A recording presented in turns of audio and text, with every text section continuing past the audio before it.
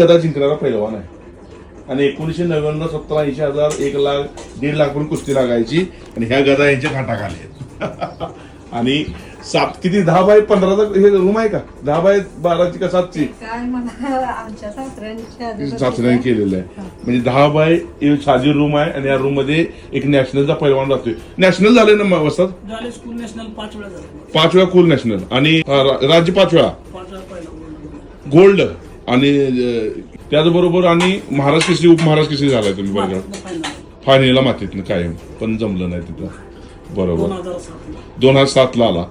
आणि 21 गदा जिंकल्या ना तुम्ही तुमच्या 21 गदा आहेत ना टोटल 21 टायटल आहेत ना तुम्हाला तुम्ही आमचे DYSP चौधरींच्या बरोबर कुस्ती झाली तुमची नाही झाली नाही परत नरसिंग यादव बरोबर झाली काय झालं नरसिंग यादव मारलाय तुम्ही काका पवारचे भाऊ गोविंद पवार हा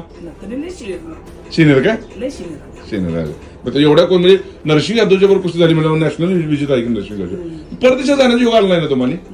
नाही आलं ना ओके ओके ओके थँक्यू